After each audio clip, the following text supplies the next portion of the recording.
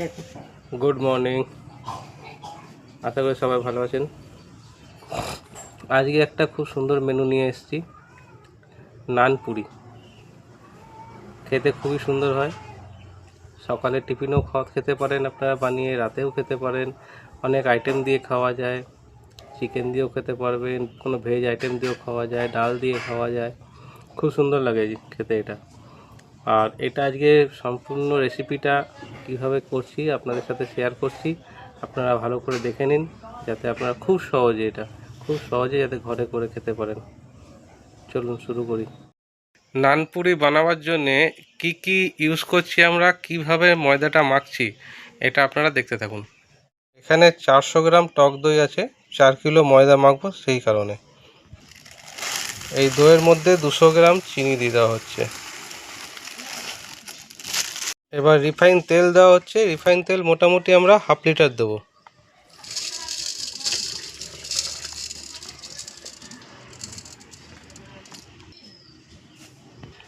এবার এর মধ্যে দেওয়া হবে জল।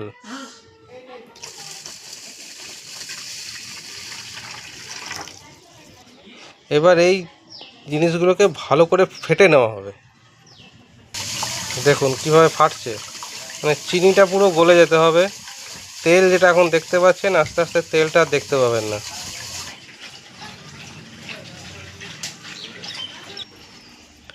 দেখুন এটা কি সুন্দর পাইল হয়ে গেছে। দই, তেল, জল, চিনি সব একদম কমপ্লিট গুলে নেওয়া। এরপর দেখাচ্ছি নেক্সট প্রসেসটা আপনাদেরকে। এখানে নিয়ে নিয়েছি আমরা 4 কিলো ময়দা। এবার এই ময়দার মধ্যে কি কি যাচ্ছে এটা আপনারা ভালোভাবে লক্ষ্য করুন। প্রথমে দেওয়া হচ্ছে এর মধ্যে সুজি 50 গ্রামের মতন। এখানে দেওয়া হচ্ছে এবার আমুলিয়া পাউডার দুধ,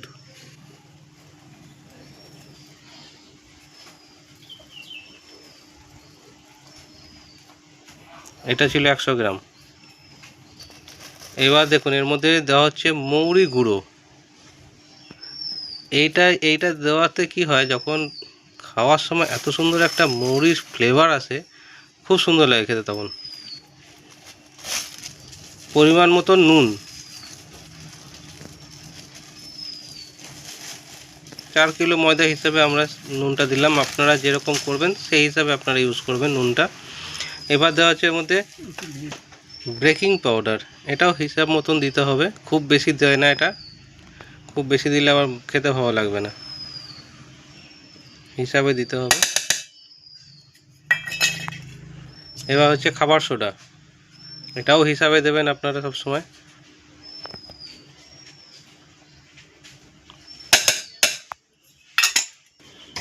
এবার এটাকে ভালো করে মিলিয়ে নেব।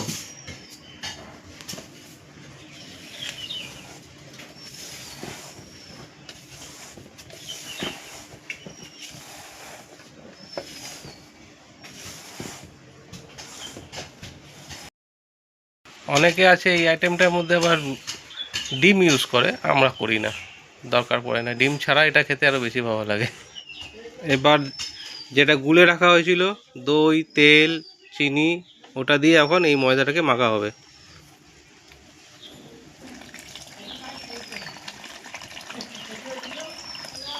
কিছুটা হাতে রাখা হলো, যেরকম লাগবে সেরকম ইউজ করবে। একবারে যদি বেশি দিয়ে যায় তাহলে আবার সমস্যা, দিয়ে পাতলা হয়ে গেল দেখা গেল। এমনিও এই ময়দাটা কিন্তু মাখা বেশি টাইট হয় না, ময়দাটা একটু নরম মাখতে হয়। তবে আমরা এটা হিসাবেই করেছি যাতে অসুবিধা না হয়, পুরোটা লেগেই যাবে, প্লাস আর একটু জল লাগলেও লাগতে পারে।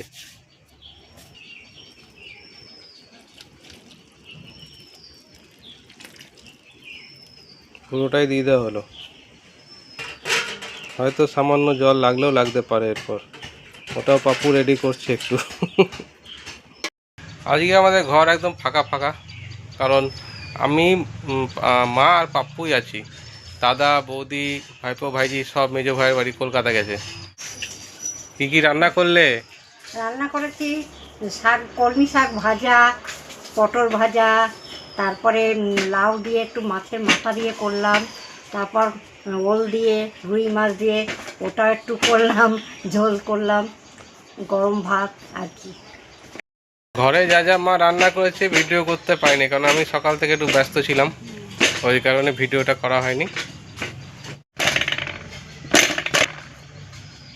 এবার অল্প তেল উপর থেকে দিয়ে এটাকে রেখে দেওয়া হবে। এই যে এখন মাখা হয়ে গেল ময়দাটা, এই ময়দাটা মাখা থাকবে মিনিমাম 2 ঘন্টা থেকে 2.5 ঘন্টা। তারপর আমরা এটা বানাবো নানপুরি, তারপর গুচি কাটা হবে, তারপর এটা ভাজা হবে। এরপর যখন ফাইনালি গুচি কেটে ভাজবো সেই সময় আপনাদেরকে দেখাচ্ছি। ময়দা মাখা কমপ্লিট, উপর থেকে একটু তেল দিয়ে দেওয়া হয়েছে।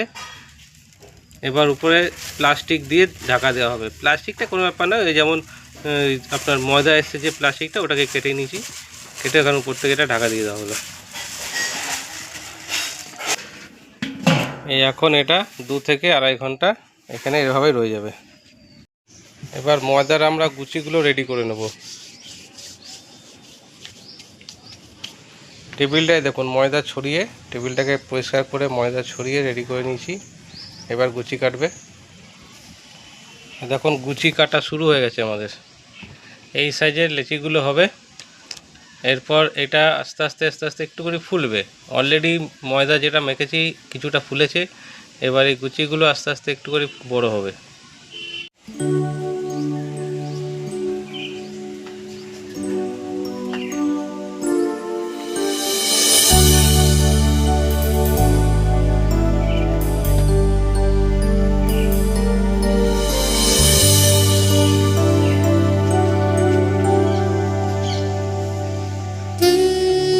এইভাবেই সম্পূর্ণ ময়দার গুচিগুলো এই টেবিলের পুরো সাজাবে।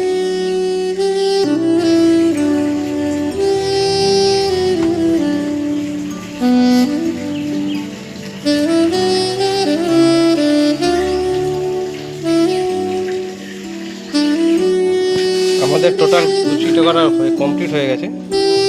আমাদের যতগুলো দরকার ছিল 2-3টে বেশি হয়েছে হিসাবে, এমনি তো একটা মাপ থাকেই, সেই মাপেই করা সব কিছু।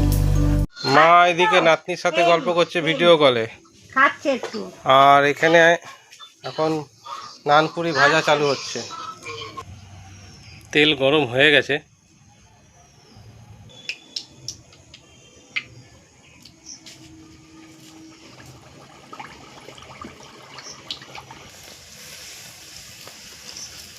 কি সুন্দর ফুলছে, হ্যাঁ খেতেও খুব সফট হয় এটা।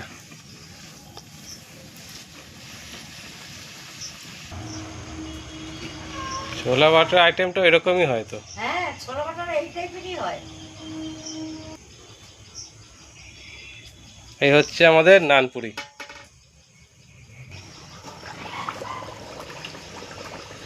আপনাদের দেখানোর জন্য এখন একটা করে ছাড়া হচ্ছে, কারণ কমপ্লিট ভাজা তো আপনাদের দেখাতে পারবো না, এরপর 2টো করে ছাড়া হবে।